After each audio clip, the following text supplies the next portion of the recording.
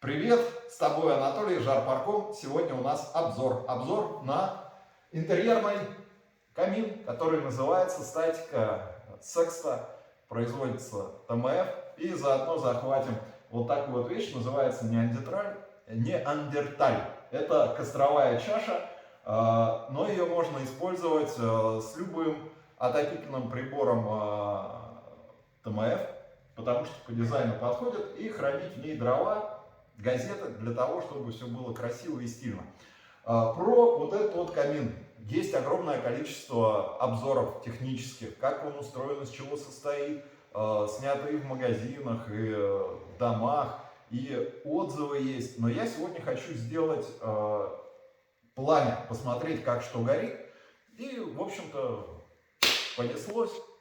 Начинаем. Итак, давайте начнем с самого верха. Наверху варочная поверхность, дачник может делать себе все, что угодно. Может поставить чайник маленький, может большую кастрюлю, может гигантскую кастрюлю, может казан поставить. Все это разбирается, собирается, и ты сразу видишь то, что есть доступ к прочистке дымохода. Конкретно здесь дымоход стоит, который входит в шахту. Здесь стоит заслонка, ее переворачиваешь и прочищаешь.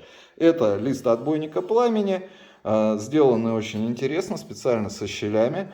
И пламя делает оборот, ударяется об эту штуку, и дальше уже идет просто газ сожженный, а не огонь. Ставим все это на место. Кто скажет, там, о, может дымить, там, посмотри, вот здесь вот такие вот полосы, да, сделаны, и здесь сделано. И под своим весом, а это чугун, все держится, и никаких щелей нету. Дальше. Здесь есть вот такое отверстие, и вот с этой стороны отверстия это теплый воздух. За счет чего происходит отопление? За счет теплого воздуха. Холодный воздух засасывается там под кожух, а кожух аж здесь две штуки специально. Один из них рифленый, ребреный. И горячий, нагреваясь от топку, аж с двух сторон выходит отсюда или сбоку.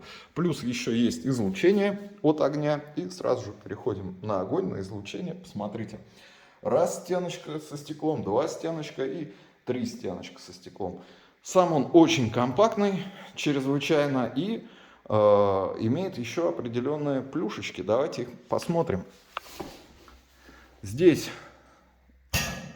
находится зольный ящик. Здесь находится регулировка. Подножки красивые. Обратите внимание, какой цвет стильный, фирменный, ТМФовский. И переходим смотреть, что внутри. Внутри стекло, которое поставлено на точку, потому что оно узкое, ничего с ним не будет, не лопнет. Ну, это не стекло, это керамика. Кто знает, тот знает, кто не знает, тому говорю, это керамика, это не стекло, жаропрочное. Поэтому можно чистить абразивными средствами типа золы, можно специальными средствами, можно губкой для мытья посуды металлической. Два шнура, система антизакапчивания, и есть всегда доступ рукой для прочистки стекла, если что-то закоптилось. Почему может закоптиться? Потому что если вы берете полено, кстати, полено туда лезут полметровые, и оно у вас вот так вот к стеклу прислонилось, то, естественно, будет образовываться черная некрасивость. И можно всегда все протереть и держать в красоте. Дальше. Фронтальное расположение дров. То есть дрова не кладутся вот так, а ставятся вот так. Вот мы их все поставим, посмотрим, подожжем. Дальше колосник. Колосник V-образный профиль имеет, на котором оседает пепел. И они достаточно долго работают. Вот видите, там подушка из золы, которая мешает прогару. Поэтому чистить его не надо. Надо наоборот, чтобы все это было закопано. Да? И что еще могу сказать? Стоит он очень Недорого относительно своих собратьев по классу, но имеет одно отличие от всех других за такие деньги. Он чрезвычайно стильный. Прямо композиция. Ну что ж, начнем растапливать. Чем занимаюсь? Занимаюсь тем, что прожигаю газеты. Почему? Потому что сейчас во время съемок осень, влажность высокая, дожди идут, и дымоход холодный, он же из нержавейки. Для того, чтобы все было по фэншую, необходимо прогреть немножко дымоход. Для этого просто прожигается газета. Вот. Берем, да, прожигаем. Пока газета горит, ну вот уже вы видите, что часть немножко запотевает стекла, это из-за влажности. У нас есть вот такая вот вещь, это газета, внутри которой лежат вот кусочки березы. Как правильно открыть? Чуть-чуть подержать на маленькой щелке, чтобы продуло весь дым туда, внутрь. Потому что, говорю, эта погода сейчас такая. Ну, те дачники тоже же, ты же его берешь не для того, чтобы летом топиться, а для того, чтобы осенью. Вот. Открываешь, чуть пошло, раз, положил. Ну все, протянуло. Можно работать. Оп. Закрыл. Положил.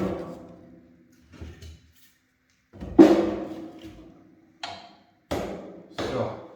То, что вы видели немножко дыма, это нормально. Именно вот для осени нормально. Вот так вот.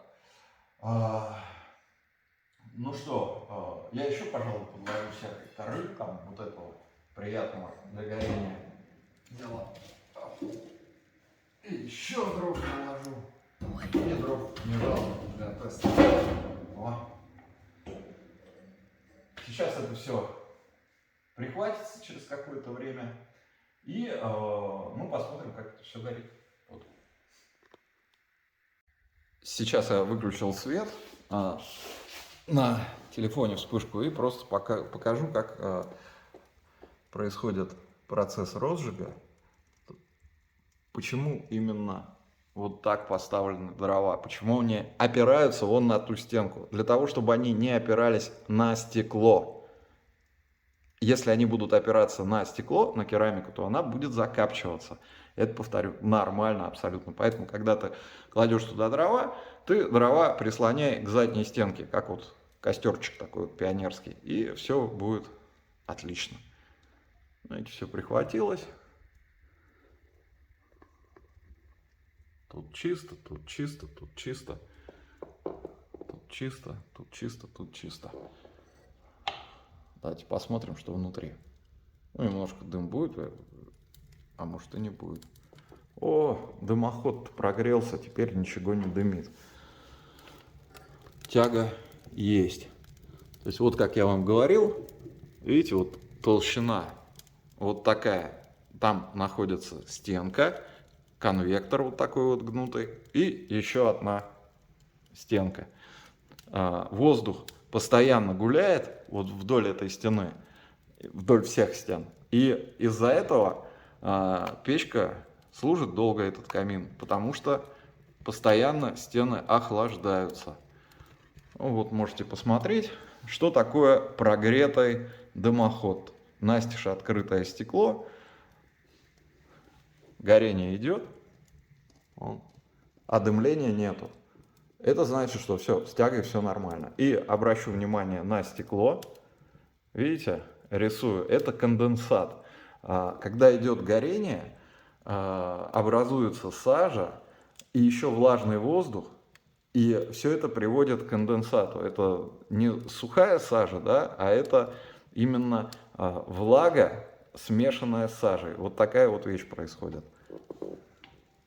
Вон там все разгорается. Ну и тут все открыто. Сейчас все будет, вся красота.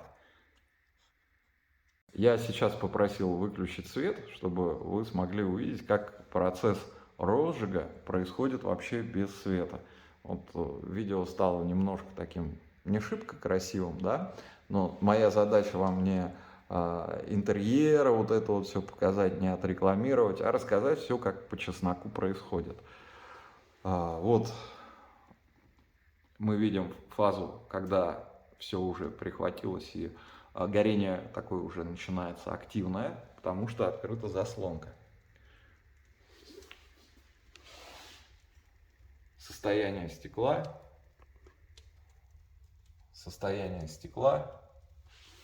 и здесь.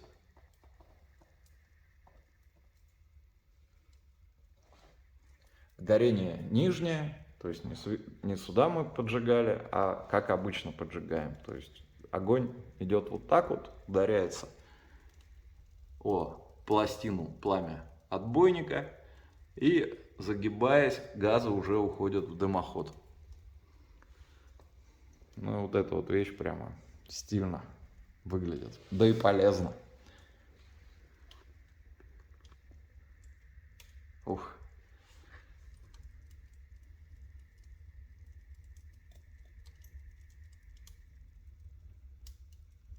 Ну, что вам еще показать? Давайте покажу еще непосредственно толщину пирога. Ее тут видно. Вот пирог, который топка, кожух, вот такой вот, и еще вот этот кожух. Обратите внимание, вот сюда. Вот она толщина отсюда до сюда. Ну и посмотрим. Сейчас полусумрак. То есть не сказать, что ночь, но и не сказать, что яркое солнце. Ну просто сумрак обычный. Вот в сумраке вот так вот это все происходит. Процесс окисления древесины.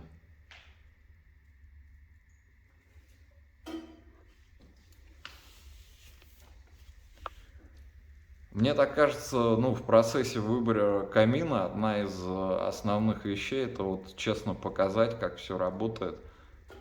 Поэтому я этим и займусь, может даже молча, мне нечего сказать. Ты сам все вот видишь.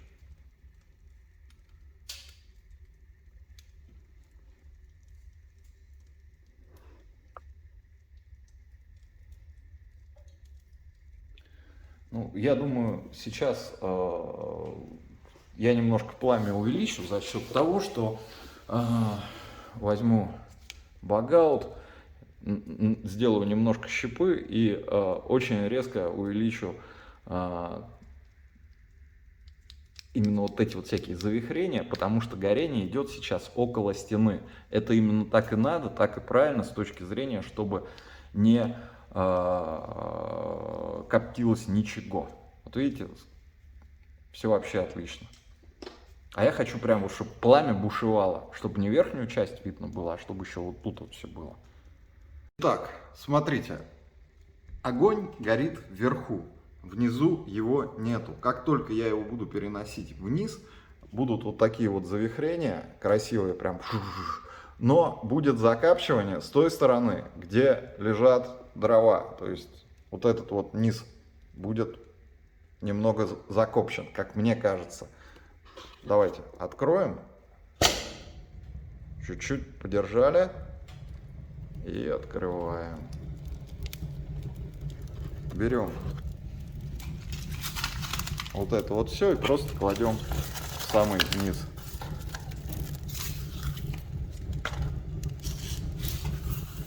Сейчас, как говорится, вот это вот все прихватится и начнется.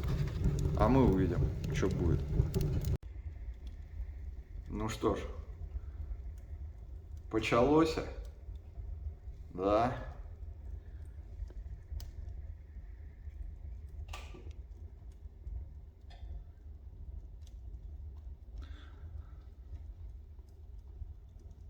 Красиво? Да я считаю, очень даже.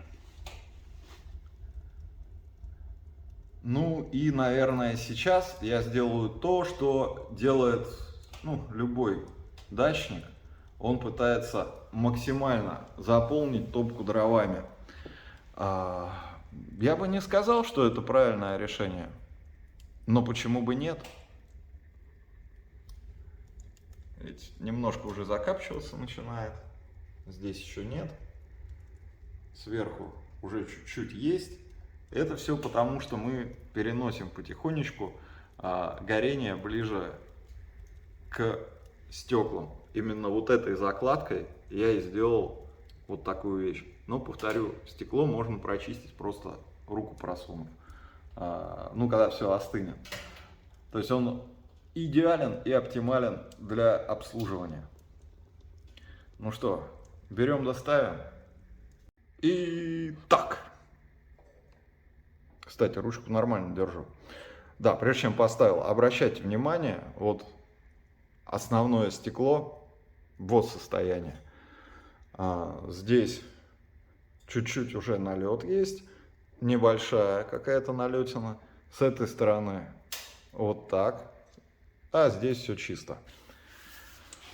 А вот сейчас започнем, чуть-чуть подержим, открываем. О, красота. Берем самую здоровую. Тудыть ее поменьше. Это я делаю неправильно. Вот смотрите, прям вот к стеклу ее прижму, и увидите, что будет со стеклом. Так не надо делать. Повторяю. Вот все туда должно быть наклонено. Ну, я же говорю, сегодня у нас тест-драйв. Буду показывать, как правильно. Ну, вот правильно я вам уже показал, что все туда должно быть наклонено. Ну и вот, да, все, хватит. Сейчас такое увидите. Ух! Можно ли сказать, что у нас идет активное горение? Да, я думаю, однозначно можно. И вы сейчас видите следующее. Очень хорошо видны по бокам вот такие вот уже сажевые такие небольшие отложения на боковых стеклах. А это стекло полностью чистое. Еще раз объясняю, почему так происходит, как правильно, как неправильно. Потому что здесь наклонены, рядом стоят со стеклом дрова, а вот здесь вот рядом со стеклом дрова не стоят. Какое расстояние нужно? Да небольшое. А теперь посмотрим, ну вот совсем по-честному, ну, к примеру, вот следы копоти, но влияет ли это на визуальное восприятие пламени? Я отойду на раз, два, три, ну, в другой конец комнаты, вот отхожу медленно при вас. Ну что, есть какая-то разница, копоть, не копоть? По-моему, вообще ничего нету. Кто-то скажет, ну есть же камины с системой антизакапчивания там по всему периметру. Ты сначала цену на нее посмотри, такого камина, а потом посмотри, сколько стоит статика. Это по цене. Ну, в общем, чтобы ты, ладно, тебя не гонять, нельзя купить на пятачок 1 рубль. Есть вот цена каминов, которые не закапчиваются, она, ну, раз в 6 дороже, чем каминов, которые закапчиваются. Самый недорогой камин, который не закапчивается, вот с чего они начинаются? Они начинаются с визиеры. Это также Томаев, но он, по-моему, в 2,5, по-моему, раза будет подороже. И опять же, ты видишь какую-то, ну, принципиальную разницу, где стекло копченое, где не копченое? Я лично воспринимаю все это одним единым целым. Для меня это, ну, вот красиво огонь горит. И я его вижу со всех сторон. Вот. Ну что, давайте подождем, пока все прогорит. И, ну как вот угли окуклятся, так и посмотрим, что будет. Ну, а пока просто предлагаю посмотреть на красоту горения немного.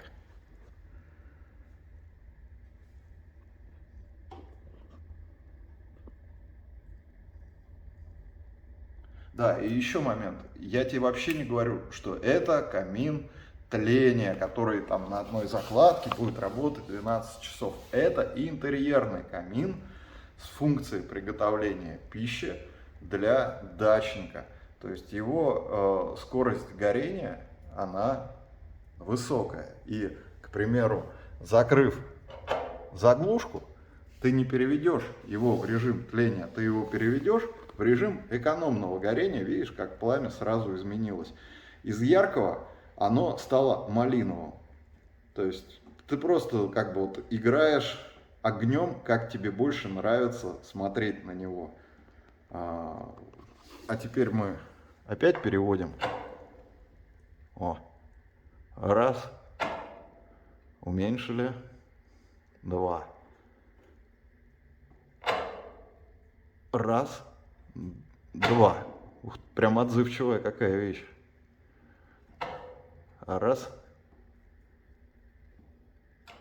Прям камера очень хорошо передает цвет. Вот сейчас мы вообще вот на минимум, на минимум, на минимум. Посмотри, вау. Прям вот чисто-чисто. Это на минималках.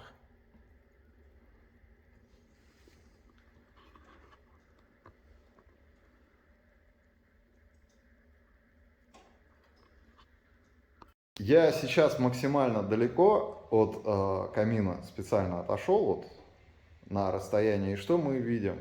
Мы видим одно полузакоптившееся стеклышко, видим, что два нижних слегка закоптились, видим, что самое основное вообще копоти нету, и мы видим отверстие, вот оно, откуда идет воздух. Почему мне уже достаточно трудно здесь находиться, и окна мы открыли настежь, потому что здесь уже очень тепло. Здесь не одна комната, несколько комнат. Ну, это только для съемки, сейчас все двери закрыты. Так это будет сообщаться друг с другом и отапливать еще смежные комнаты. Да? И здесь реально вот за съемку, ну, я снимаю минут 40, прямо уже вот нормально так. И давайте посмотрим.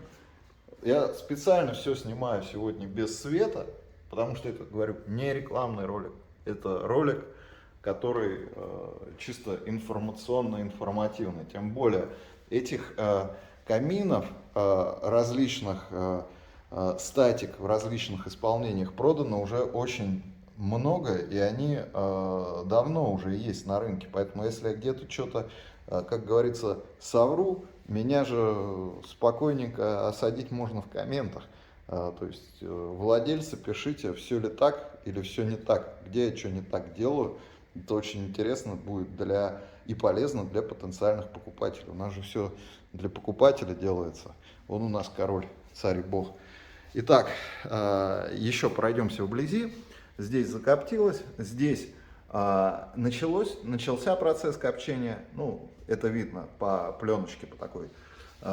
Здесь маленький кусочек, здесь, ну, тоже так, слегонца. А вот центровое окно вообще светлое. Еще раз говорю, ну, кто-то скажет, ну, Толь, ты там не с дебилами же общаешься. Я скажу так, то, что люди покупают отопительный прибор, печку, один раз в жизни, ну, 2 раза в жизни. И базовых вещей они не знают. Вот я хочу, чтобы все просто понимали, как что работает. То есть туда, куда ты прислонил деревяшку, там будет копоть. Куда ты деревяшку не прислонил, там копоти нету. То есть не набивай ты камин там полностью. Положи 3 небольших полена и прислони их к стене противоположной. Все будет у тебя отлично. Вот. А теперь давайте посмотрим камин, который вот вообще идеален. Вот идеален за свои деньги. Чуть-чуть дороже. Ну ладно, не чуть-чуть, дороже, в 2 раза. Но он идеален. Здесь же, в этом доме, установлена визиера. Вот она. Ну, как вы видите, стекло здесь абсолютно чисто. Если есть кусочек копоти, то он вообще крохотный. Им уже пользуются постоянно, ну тоже видите. И я тебе рекомендую, если ты хочешь самый недорогой камин, который не коптится, имеет чистое горение, просто посмотреть визиеру. Я, наверное, ссылки снизу прикреплю, увидишь. Вот тоже достаточно много продано, достаточно много обзоров на него есть. И ты можешь просто взять, посмотреть и сравнить одно с другим. Возвращаемся к статике. Что ты сейчас видишь? Да видишь уже вот практически угли.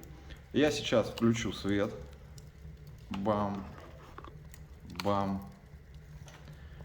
И осмотрим, ну, самое основное, стекла.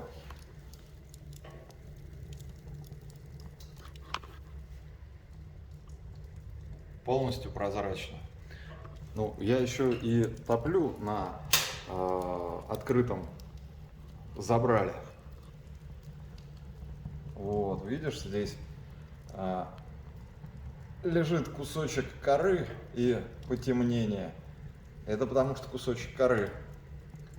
Здесь все более или менее, но уже немножко подзакопчено. Здесь тоже небольшое совсем копчение идет.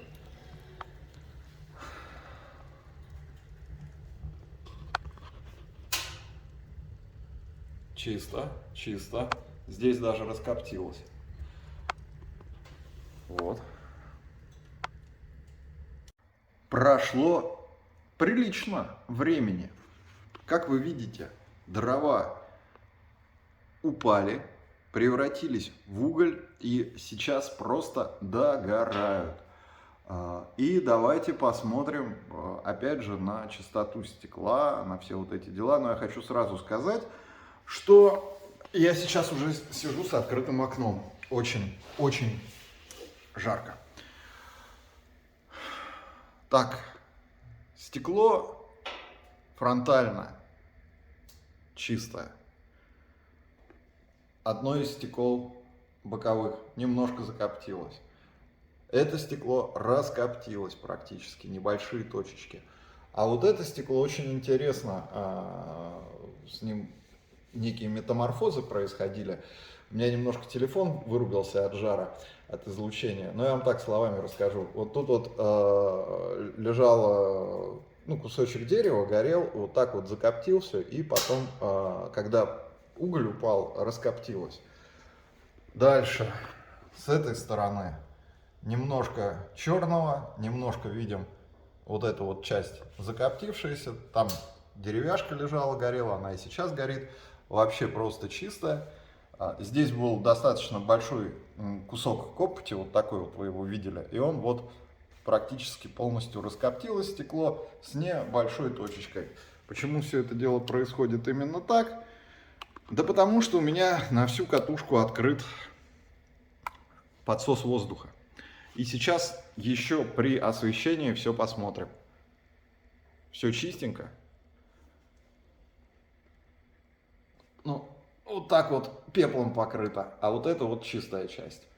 Чистая, чистая, чистая. Ну, немножко это вот какой-то грязюки, да. Чистая, практически, идеально. Вот. Ну а теперь про минус, который я заметил. Про минус. У меня выбился телефон, но и есть про плюс. Ручка очень сильно нагрелась, прям вот реально нагрелась, поэтому я ее открываю багаутом. Мне для зрителя ничего не жалко. Вот, поэтому обязательно имейте перчатку. А теперь из плюсов. Вы видели, чтобы я туда сувал кочергу? Нет, не видели. Почему? Потому что она вообще при вот таком вот приборе не нужна. Ты просто дрова туда забрасываешь и все. Да и вообще кочерга была бы извредна, потому что здесь очень много стекла использовано. Да? Перчатку придется купить, но зато кочергу не надо покупать. Ну и теперь прощальный обзор, потому что все, пламени вы не видите.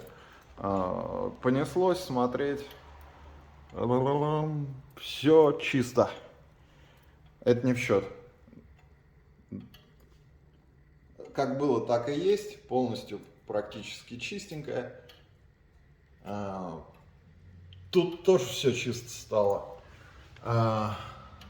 Вот эта вот грязюка какая-то размазана. И в боку немного что-то есть. Центральная чистая.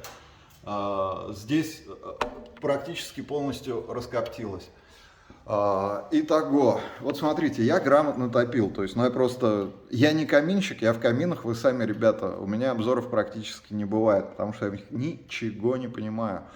Но я понимаю, как ну, процесс окисления древесины происходит, и что к чему, от чего и почему. Просто минимум знаний обладаюсь. Я этими знаниями поделился.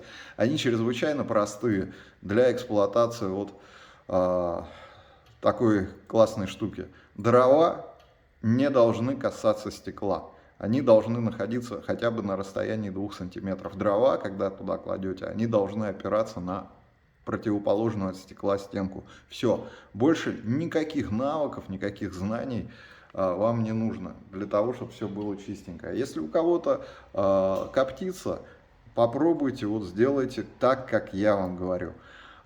И еще один момент. Даже когда в процессе копчения, вот вы видели то, что стекла подзакапчивались, ну, на визуальное восприятие красоты вообще никак не влияет. Нужно ли использовать вот эту вот вещь? Я вам не советую. Она должна быть всегда открытая, потому что если вы начнете это экономить дрова, еще что-то пытаться, закроете ее, то это вот, я вам точно говорю, будет копоти намного больше. Все, одни угли, горения нету. Посмотрим, что за собой оставил процесс окисления по чесноку. Чисто, прозрачно, прозрачно, терпимо, отлично, отлично, отлично, отлично, отлично, ну терпимо. И теперь я хочу резюмировать то, что ты увидел. Значит, первое. Если у тебя есть потребность камина, то ты выбираешь по своему кошельку. Если у тебя очень много денег, то перед тобой все дороги открыты. Если у тебя денег средне, то я тебе говорю, рекомендую Визиеру. Вот странный ролик про статику, а я тебе рекомендую Визиеру. Ну вот так вот я считаю, я по чесноку говорю. Если у тебя денег в обрез, то у тебя достаточно много производителей, которые работают на тебя, и ТМФ в том числе. И у него целая серия каминов для дачников, нижний средний ценовой бюджет, то есть низ среднего ценового бюджета. Есть дешевле? Ну, есть дешевле, но там вообще... Вот это просто минимум, но качество. Дальше. Чтобы у тебя не коптилось стекло, всегда, чтобы ты не выбирал из каминов нижнего среднеценового сегмента, клади дрова, наклоняй их в сторону противоположную от стекла, и тогда у тебя копоти не будет. Дрова здесь естественной сушки, именно той, которые лежат на улице. И последнее, я обращаюсь к производителям каминов, каминетти, там вот недорогих. Ребята, хватит снимать ролики визуально красивые, там с огнем красиво горящим. Я призываю вас снимать такие вот ролики, как я сейчас снял. Зачем? Чтобы у потребителя был честный выбор. Вы вот покажите, прожгите обычные дрова, березу с улицы, там полгода хранилась. И вот расскажите, вот тут коптится, вот тут не коптится, почему коптится, как сделать, чтобы не коптиться. Потому что же сейчас 21 век, человек покупает камин, потом разжигает его и берет телефон, если он недоволен, и такой копоть, копоть. Вот я сейчас показал, почему можно и нужно брать серию статику. Сделайте то же самое со своими каминами, объясните, покажите. В общем, на этом все. Обзор окончен.